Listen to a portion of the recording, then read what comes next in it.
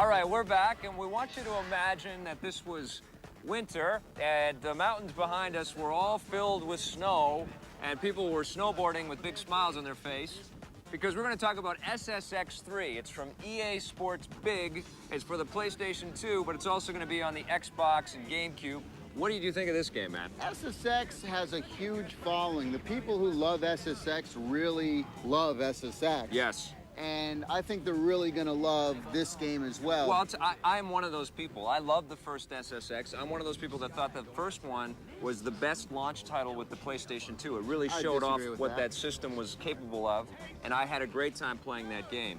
When Tricky came out, I was not as blown away by that one. I didn't like the trick system that much, the new one that they implemented, although there's lots of extra stuff in that game. And now this game is an even larger extrapolation, and they've changed a lot of what the original SSX was all about. The main difference between this SSX game and the previous ones is that they've made the entire race on one mountain with different peaks. So you can actually finish the game and be able to race from the very top of the mountain to the very bottom of the hill, and it's going to take you like half an hour. Again, they added some other stuff. Like this year, they have a recovery button, or recover button, which I thought was nice. Cool. So when you start to do your tumble, if you hit the square button really quick, he'll get back on the board quicker. There's also online play now, so you can play against other people on the PlayStation 2. Which is good. That's good cool. And Where, there's new characters. There's this Vigo guy. I wonder where they got that name from. I don't know, Lord of the Rings, maybe? I don't know. My favorite thing that they added was the avalanche. Yes. So you can actually kind of see the avalanche coming down. The graphics look great. I mean, the pine trees, the snow. I mean, it all looks good. It's the same but kinds of environment. Yeah,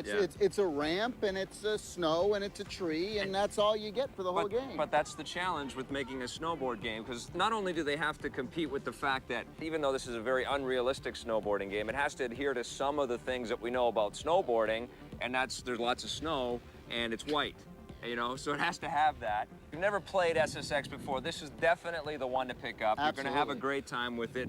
There's lots of really fun stuff to enjoy in this game. We haven't talked about the music, but I really like the soundtrack in this game. They've got this whole new radio thing going on, and they've got great artists like Queens of the Stone Age, and the Neptunes are involved, and all kinds of remixes that you've never heard anywhere else are there. This is a fun game. It's just, we've played this game before, and there are other snowboarding games still yet to come, and to be honest, I'm looking forward to more of a realistic type of snowboarding simulation like AMP2. I want to see the weather look more realistic and the environments look more realistic, so, you know, I didn't hate this game at all. 7.5 out of 10. It's exactly what I give it, 7.5.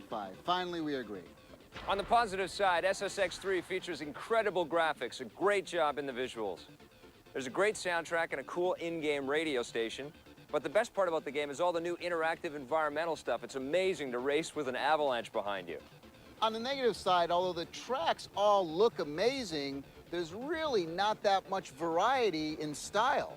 And although this is the best SSX game to date, it's starting to seem a little bit like overkill.